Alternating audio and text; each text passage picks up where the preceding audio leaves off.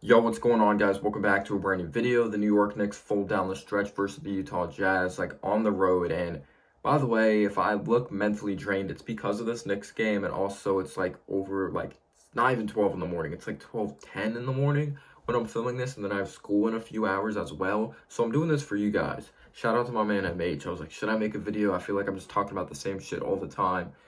But I wouldn't even call this a recap video. I'm just giving you guys my pure thoughts. It's just so hard to talk about these games now because it seems like it's the same end result. Or we have a decent lead, we blow it, we go away from what's working. It's just it's the definition of insanity, just doing the same thing over and over again. My gosh. Like this game was just awesome at the beginning too. This game was freaking awesome. We saw Cam Reddish, RJ was balling at the beginning. Mitchell Robinson had the game of his life. 22 rebounds, I believe. He had a few steals. He had a few blocks. He had 19 points. This dude brought so much electricity, just offensive rebounds, just second chance opportunities executed from the free throw line. He played his ass off throughout this entire game, and he was a huge reason we were up 12 early in this basketball game. RJ Barrett, and one, driving down the lane. I like the way he played. He was very patient out there on the floor. He distributed the basketball. He rebounded the ball. Julius Randle was doing his thing. He was knocking down his shots. He was aggressive. It looked like he was energized and motivated on both ends of the floor. If I'm saying those things right now, you probably thought we won this game. No Rudy Gobert. Joe Ingles out with a torn ACL. I hope he has a speedy recovery. He's one of the most likable guys in the NBA. Just has a funny personality, and I think he's one of the most underrated players in the game, probably because he plays for a small market. But they still have Donovan Mitchell on the other side. They still have Mike Conley, who I actually thought we did a decent job on. They still have Jordan Clarkson. Let's not forget, he's a sniper off the bench, even though he's been kind of struggling this season. But Mitchell Robinson, I'm not even exaggerating. If I'm picturing go back, watch some Wilt Chamberlain highlights. That's what Mitchell Robinson did tonight. He was just pure dominance on Azukabuki. And Azukabuki's a big guy too from Kansas. He's very physical. And Mitchell Robinson was just using his leaping ability, using his strength. He was just a freaking stud. And he's been great these last couple months. He really has. I hope he keeps it up. We'll see what happens with his contract situation. Hassan Whiteside does come in though, and he ends up having 7 rebounds in 3 minutes, so we couldn't really contain him on the glass. He's a physical dude. Been in the league for a good amount of time. He's improved his free throw shooting with a lethal shooter. We saw him execute from the charity stripe. But it was just, this game is just so frustrating. But you also felt like the Jazz weren't going away because they had good looks. They just weren't knocking them down, and they were still able to dribble penetrate, and Donovan Mitchell was getting his out there on the basketball floor. Royce O'Neal wasn't getting his, but he's a guy that's capable of stepping up at the end of games, which he did. So, someone who I thought kind of ruined the momentum, there's blame to go all around. Tom Thibodeau, maybe you could say RJ Barrett didn't play great for 48 minutes of basketball, even though he did end up giving us a big time spark. Randle at the end, even though he almost played a full good game. Burks, just Fournier inconsistent, just everyone. There's blame to go all around. By the way, I can't stand watching Burks at point. I just can't point guard. He cannot make proper reads out there on the floor. This offense is so bland. It's so hard to consistently execute an offense when there's not constant movement on a consistent basis, and when you have Burks at point guard who can't make simple reads and he continues to struggle. He's just been bad this season. He's been inefficient, can't read the floor, has some decent moments defensively. But anyway, Quickly comes in the game.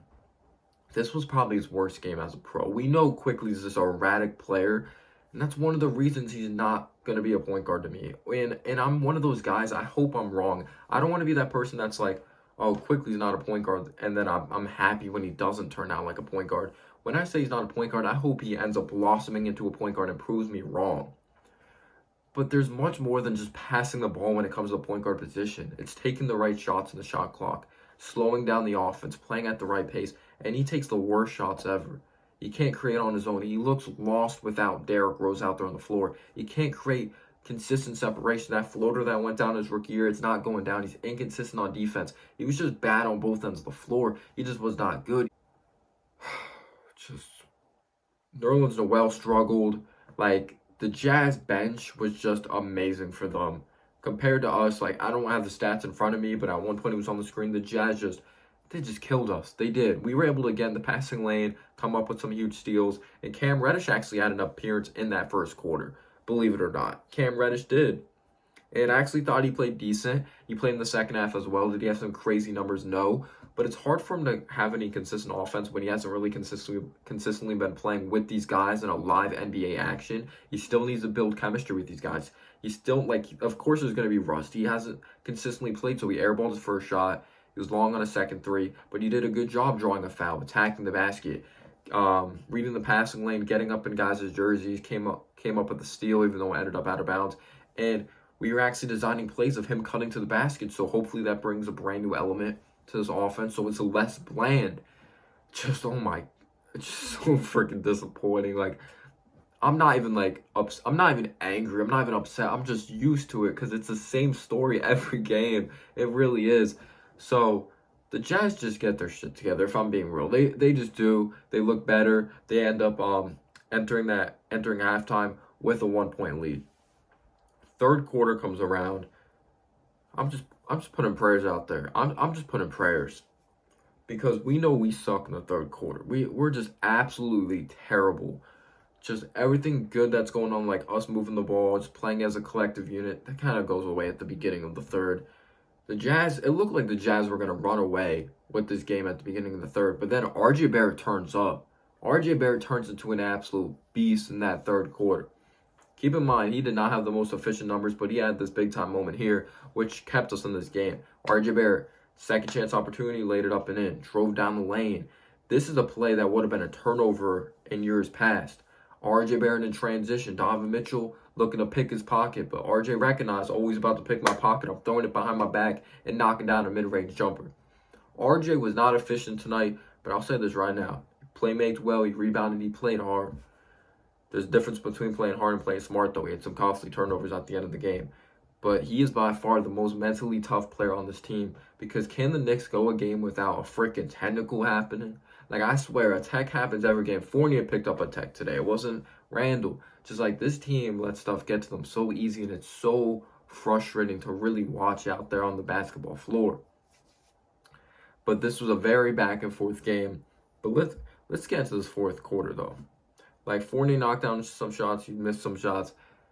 Just Randall playing well the entire game. The fourth quarter, though, was an absolute collapse. Just not closing out hard enough on a Royce O'Neal. Jordan Clarkson heated up. They actually did a better job rebounding the basketball, getting second chance opportunities. Again, Randall played well. But what was that offense in the fourth quarter? I'm not putting it all on Randall. I'm putting it on Burks. I'm putting it on Quickly. I'm putting it on Tom Thibodeau. Was he just telling Randall to ISO? Because he went back to his crap of stupid fadeaways. He missed a point-blank freaking layup. I'll need to watch it back, but why didn't he just dunk it? Like, I'm not even crapping on Randall to crap on Randall. He had his numbers. He was efficient tonight. But notice how efficient he was entering that fourth quarter. Like, he only missed a few shots, but then you saw he missed like 10 shots in the fourth quarter. There's no other way to put it. He's just a choke artist. That's what he is. He is a choke artist. He does not step up in big moments at all. Like lane violations at the end, stupid fouls by everyone on this basketball team, just and ones, turnovers at the end of the game. Just the turnovers, the fouls, the just mental errors really just had the Jazz take this game away at the end. We take on the freaking Nuggets tomorrow. Are the Knicks just, they're not tanking, but this team's just not good. They're not. Had some good moments, but we couldn't hit a three to save our lives. Like, we couldn't at all. It was just embarrassing the amount of open threes we're missing. Burks was just bad. Just a lot of people were bad. I don't even know what I'm talking about. This is more of an emotional video right now. I gotta go to sleep soon. Thank you guys so much for sticking with this channel. You guys are truly amazing. I don't know what I do without you guys. I'm just reading off my notes here. What we got here? Yeah, we're up 21-9 at one point, but that was the very beginning. Jazz dribble penetrated on us. We went on that huge 12-0 run, 14-0 run after the shitty start of the third quarter. But just outcoached, outplayed at the end of the game when it mattered most. Thank you guys so much for the great amount of support. Peace out, y'all.